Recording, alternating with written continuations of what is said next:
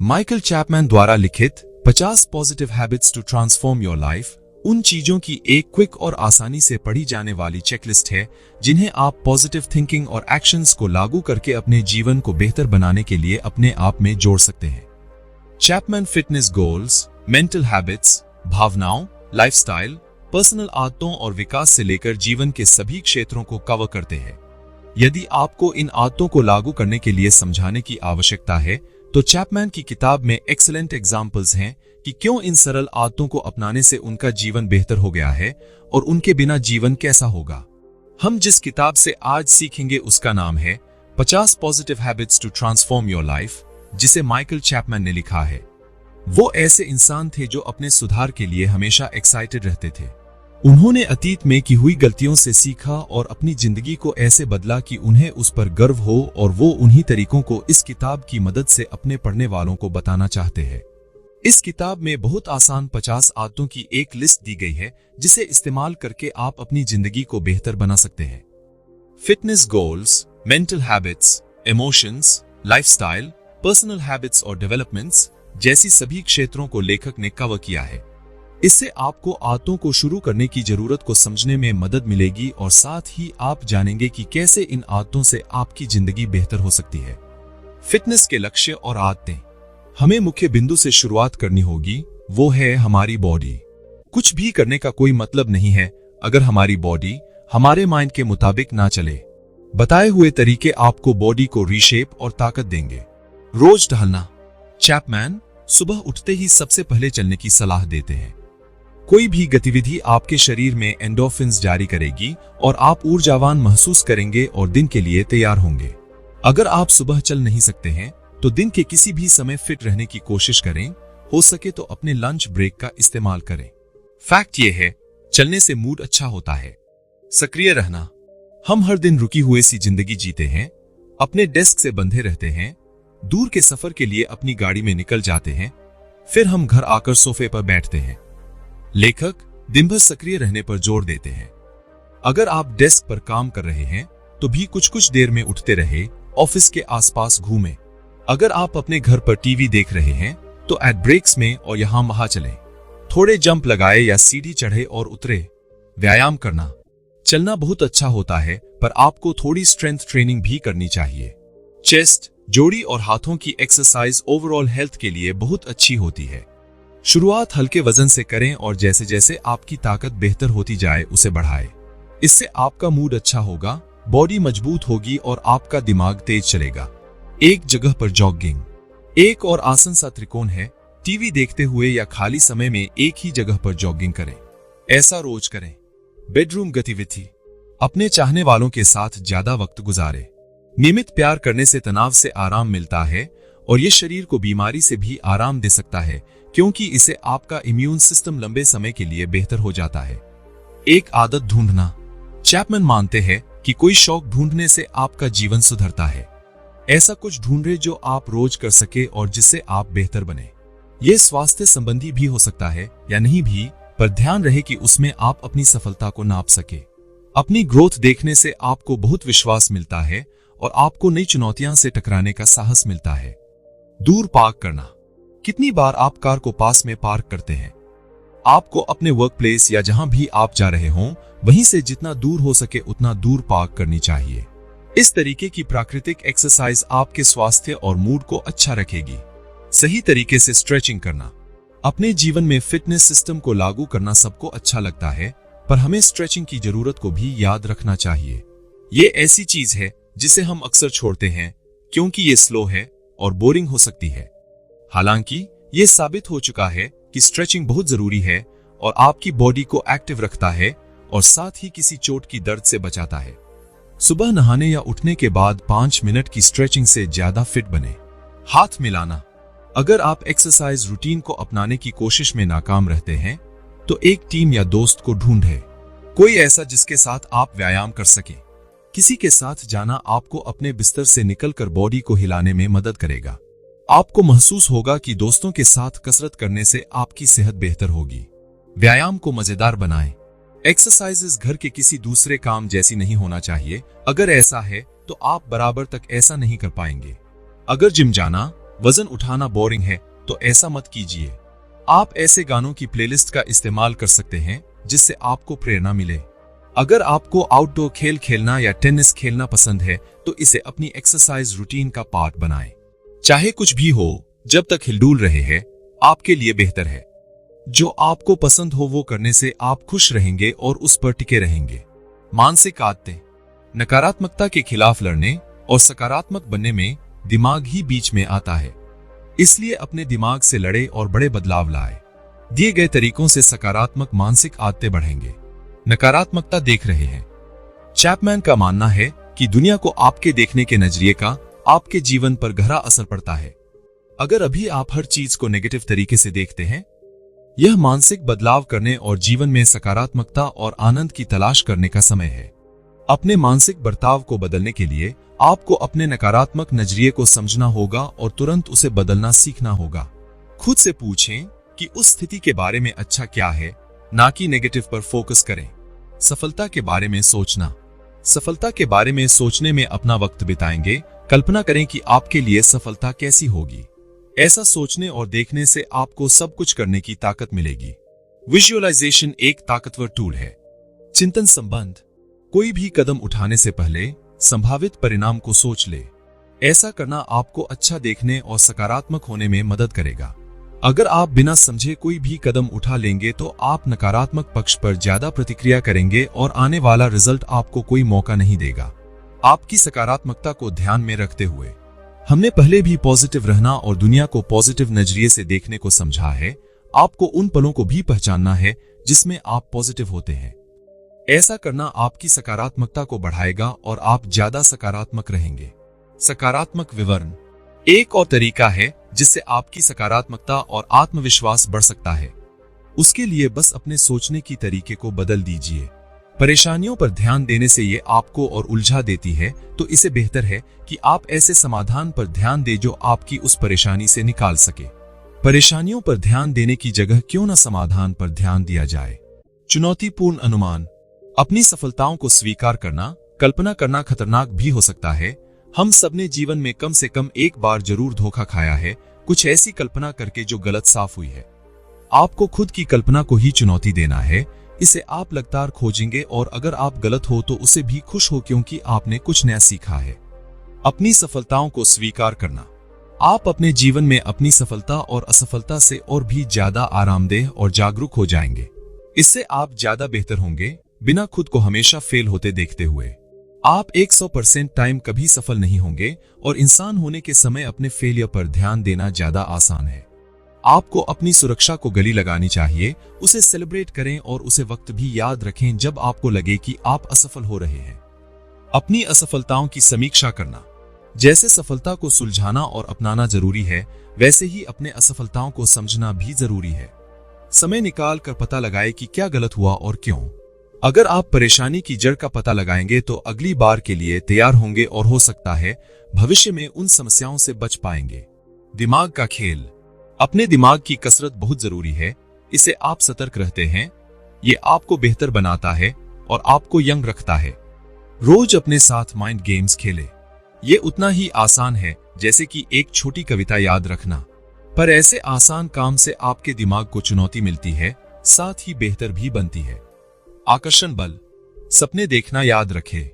हम सबको कामना करना और सपने देखना चाहिए। सोचे कि आपको जिंदगी में क्या चाहिए और उसके बारे में अक्सर सपने देखें। किसी चीज के बारे में सोचना ही उसे सच करने में मदद करता है। भावनात्मक आदतें। एक सफल आदमी बनने के लिए आपको अपनी भावनाओं को काबू में रखना होगा। हालांकि बहुत से लोग ये बात समझ ही नहीं पाते हैं, इसलिए यहां कुछ ऐसे पॉइंट्स दिए गए हैं जिससे आप समझ सके। सफलता के लिए ध्यान करें। आपको किसी ना किसी तरह का ध्यान यानी ध्यान लगाना चाहिए। ध्यान लगाने की सबसे अच्छी बात यह है कि इसके कोई नियम नहीं है।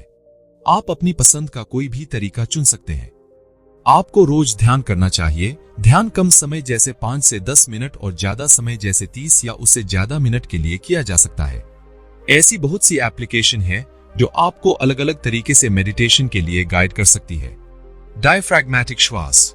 सांस लेना एक ऐसा काम है जो हम लेते हैं और अक्सर हम इसके बारे में सोचते भी नहीं हैं। समय समय पर धीमी गहरी सांस लेना सीखने से बहुत कुछ हासिल होता है। चलने का ध्यान। क्या बदलाव के बिना आप बहुत अस्थिर हो सकते हैं और गलत तरीके से चलने से बच सकते हैं। इस तरीके के ध्यान से बहुत व्यस्त होने पर भी आपको मानसिक स्पष्टता आसानी से मिलती है। भावनाओं की पहचान। अपनी भावना से घबरा जाना बहुत आसान है, पर आपको अपनी भावना को समझना चाहिए ताकि हम अपनी स्थिति को बेहतर समझ सकें। जब आपको स्ट्रॉन्ग इमोशन महसूस हो तो उसे समझने के लिए 4 से 5 शब्द ढूंढें। पता लगाए कि आपको वैसा किस वजह से और क्यों महसूस हो रहा है। ऐसा अक्सर करते रहने से आप खुद के बारे में बहुत कुछ सीखेंगे। दृष्टिकोण को एक साथ रखना। अक्सर चीज बहुत बुरी हो सकती है या कभी वो एक इमरजेंसी की तरह आ सकती है। आपको चीजों को एक प्लान के अनुसार रखने के लिए वक्त निकालना चाहिए। अपनी दुनिया को खुले नजरिए से देखें। क्या यही दुनिया का अंत है? हाँ, बस जैसा आपने नहीं सोचा था वैसा होगा। ऐसा करने से आप स्थितियों को बेहतर तरीके से काबू कर पाएंगे। 5 मिनट का ब्रेक। कंप्यूटर के आगे बैठना या घंटा एक ही किताब में घुसे रहना किसी के लिए भी अच्छा नहीं होता है। आप अपना ध्यान केंद्रित करेंगे, फोकस करेंगे और आपके काम करने की क्षमता भी कम होने लगेगी। दिन भर में 5 मिनट के ब्रेक लेते रहे। जो भी आप कर रहे हैं उसे कुछ देर के लिए दूर बनाएं और अपने लिए कुछ वक्त निकले। जब आप अपने काम पर लौटेंगे तो आप रिफ्रेश फील होंगे। आप क्या खा रहे हैं? हम सबने ये सुना है कि हम जो खाते हैं हम वैसे ही होते हैं। आपको अच्छा खाना बहुत जरूरी है। खाने से आपके मूड का बहुत गहरा नाता है। ढेर सारे फल, सब्जी खाएं। अगर आप अपनी बॉडी को सही खाना देंगे तो आप मजबूत और खुश महसूस करेंगे और काम में आप बेहतर परफॉर्म कर पाएंगे। हम जैसा खाते हैं वैसा ही हम फील करते हैं। जिसे भी आपको बुरा लगे ऐसा कुछ ना खाएं। नकारात्मक भावनाओं को संभालें। ये जरूरी है कि हम कभी ना कभी दुखी जरूर होंगे। हमेशा खुश रहना मुमकिन नहीं है। इसलिए जब भी आप दुखी हो ये याद रखें कि ये भावनाएं स्थायी नहीं है। ये कुछ देर के लिए है और ये गुजर जाएगी। इसको देखा न करें, उसका सामना करें और जल्दी ही आपको दूसरी और रोशनी दिखने लगेगी। बाहर बैठना। लेखक ने बाहर खुली हवा में जाने की जरूरत पर भी जोर दिया है। सबको बाहर जाकर गुलाबों की खुशबू को सूंघना और पक्षियों को सुनना चाहिए। इसको बिना किसी व्याकुलता जैसे मोबाइल फोन के बिना करने की कोशिश करें। अपने आसपास के माहौल में खो जाए और कुछ देर के लिए हकीकत को भूल जाए। मानसिक पुनर्निर्देशन, रीडायरेक्शन। क्या आपने खुद को हमेशा पहले नेगेटिव साइड देखते देखा है? आप दुख और गुस्से में ही रखेंगे और कभी ध्यान नहीं देंगे कि नकारात्मक क्यों जीतता है। अगर आप इसे बदलना चाहते हैं तो अपनी नकारात्मकता को चुनौती दें और ऐसी नकारात्मक सोच का समाधान करें। जीवन शैली की आदतें। इस अध्याय में हम समझेंगे कि मूल्यों की इतनी जरूरत क्यों है। कुछ लोग अच्छे लाइफस्टाइल की आदतों पर ज्यादा ध्यान नहीं देते हैं, पर यह एक ध्यान देने वाला चैप्टर है। अच्छी आदत से आप लगातार अपने लाइफस्टाइल को बेहतर बना सकते हैं। इन आदतों से आप अपनी प्रोडक्टिविटी को बेहतर कर सकते हैं। आपके मूल्य क्या हैं?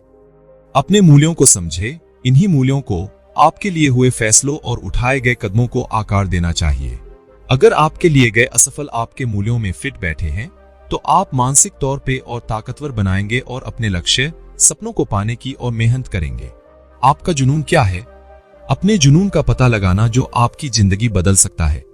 अगर आप समझे कि आपको क्या मोटिवेट करता है, क्या आपको लगता है अब बढ़ने में मदद करता है, तो आप खुद को थोड़ा बेहतर समझ पाएंगे।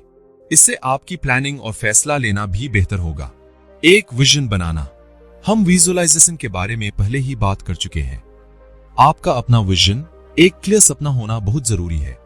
ये इस बारे में हो सकता है कि आप क्या बनना चाहते हैं या कहां पहुंचना चाहते हैं। प्रेरणा के लिए आपको खुद को देखना चाहिए। अगर आप खुद को कभी हारा हुआ महसूस करी तो पीछे देखें और उस वक्त को याद करें जब आपने खुद को बेहद सफल महसूस किया था, जब आपने कुछ हासिल किया था। उस एहसास को याद करें और उसे आगे बढ़ाने में इस्तेमाल करें। हमें सफलता तक पहुंचने को ही अपना मिशन बना ले। चुनौतीपूर्ण विश्वास। जैसे हम अपनी धारणाओं को चुनौती देते हैं, वैसे ही हमें अपनी मान्यताओं पर सवाल उठाना चाहिए। आपको ऐसे आदमी से तर्क करना चाहिए जो आपसे अलग विश्वास रखता हो। समझे कि क्या उनकी बात में दम है या आप अब भी अपने विश्वास पर ही कायम है। अपने आप से लगातार सवाल पूछे ताकि आप आगे बढ़ते रहें। जाने दो, हम सब अपनी लाइफ ज्यादा से ज्यादा खरीदने के लिए मजबूर है। हम अक्सर अपनी खरीदारी हुई चीजों में ही अपनी पहचान को छुपाते हैं। साथ ही हम इन चीजों को खाने से डरते हैं। पर असलियत यह है कि ये सिर्फ चीज है। हर ऐसी चीज से चूका पाए जिसे आपको खुशी नहीं मिलती है। पता लगेगा कि आपको किसी चीज की असल में जरूरत है या नहीं, और जैसी जरूरत नहीं है तो ऐसी चीजों को खत्म कर दे। स्वार्थी या निस्वार्थ, आपको ये चुनना है कि आने वाले भविष्य में आपका मतलब होगा या नहीं। आप अपने लिए सब कुछ नहीं कर सकते हैं। अगर आप मतलब नहीं बनाना चाहते हैं तो ऐसा तरीका ढूंढना मुश्किल है जिससे आप जैसे है वैसा होने में ही आपको सुरक्षित महसूस हो और आप ज्यादा पॉजिटिव फील करें। अपने आप को छोटा समझना। ऐसा कितनी बार होता है कि आप खुद को छोटा समझते हैं। लोग अपने नकारात्मक नजरिए की वजह से अक्सर अपने टैलेंट को कम समझते हैं। लेखक कहते हैं कि पहले वो हमेशा दूसरे लोगों के बारे में पहले सोचते हैं, पर वो सलाह देते हैं को आपको ऐसी चीज चुननी चाहिए जो आपको पसंद हो, ना कि दूसरे लोगों को। बहानों को हराना। हमारे दिमाग की सबसे बड़ी तकलीफ यह है कि वो फेल होने से बचने के लिए बहाने बनाती है। इसको बदलने के लिए अपनी असफलताओं पर ध्यान दें। जब आप अपनी खामियां ढूंढ पाएंगे तो आप और ज्यादा आरामदायक और सकारात्मक बनेंगे। बनाना, प्रतिक्रिया नहीं करना। नेगेटिविटी को हैंडल करने का तरीका है क्रिएट करना। उस एनर्जी को अच्छे के लिए इस्तेमाल करें। इसे आपको एक प्रतिक्रिया को सोचने समझने का वक्त मिलता है। कहां क्या गलत हुआ इसे जानने की सोच में खुद को डूब जाने का वक्त दे। व्यक्तिगत आदतें। इस सेक्शन में हम कुछ ऐसी हैबिट्स के बारे में जानेंगे जिन्हें आप अपना सकते हैं। ये सभी खाते मुख्य रूप से आपके ऑफिस या बिजनेस के काम के आधार पर बनाई गई है। अपने दिन को आसान बनाना। अपनी बेकार चीज को खत्म करने को लेकर हम पहले ही बात कर चुके हैं। आप इस मानसिकता को अपनी जिंदगी और अपने दिनों में भी इस्तेमाल कर सकते हैं। अपने दिनों को सरल या आरामदाता बनाने की जितनी हो सके उतनी कोशिश करें। कोई भी काम ना आने वाली चीज को हटा दे जो आपको भटकाती है। बेकार के काम को करने में जो आप समय खराब करते हैं उसे कम करें।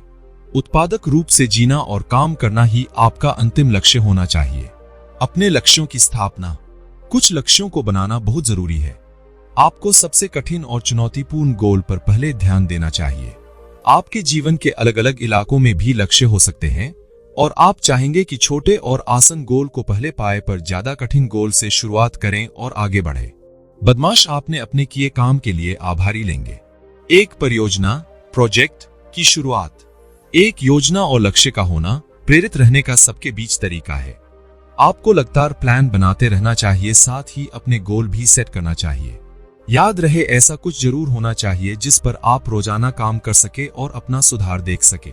रोज उठे, अपने प्लान पर काम करने के लिए तैयार रहे और जब तक वो पूरी ना हो जाए तब तक रुके नहीं। विकासशील आदतें।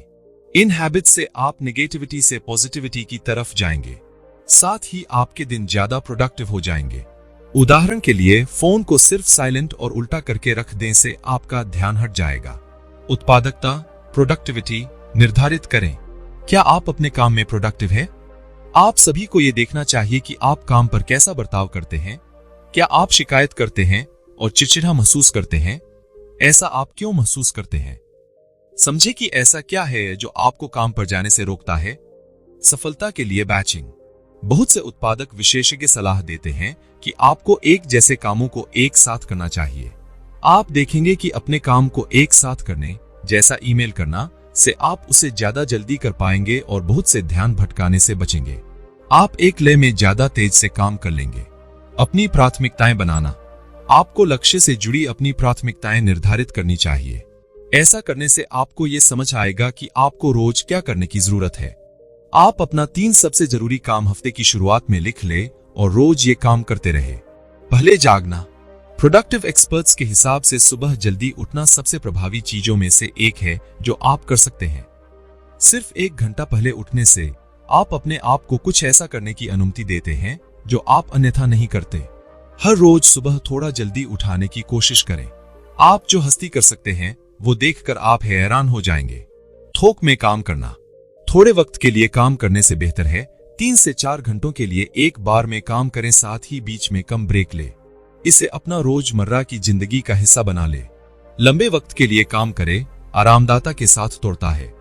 इससे आप ज्यादा प्रोडक्टिव काम कर पाएंगे। ना कहना सीखें। खुद के लिए ज्यादा काम ले लेना और उससे परेशान हो जाना बहुत आसान है। आपको कुछ मौका पर ना करना भी सीखना चाहिए। याद रहे, आपको किसी कारण या बहाने की जरूरत नहीं है। अगर वो काम कुछ ऐसा है जिसे आपको खुशी नहीं मिलेगी तो बेझिझक उसे मना कर दे। अपनी लाइफ पर काबू पाकर आपको खुशी और आजादी का एहसास होगा। सभी आदतों का पालन करें। ये इस किताब की आखिरी आदत है और ये बताती है कि आपको आदतों में बार बार पढ़ना चाहिए ताकि आपको अपने को बार बार याद दिलाएं।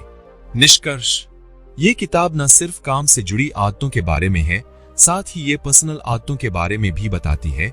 इसके लिए ये किताब उन सभी के लिए है जो अपनी प्रोफेशनल या पर्सनल जिंदगी को बदलना चाहती है।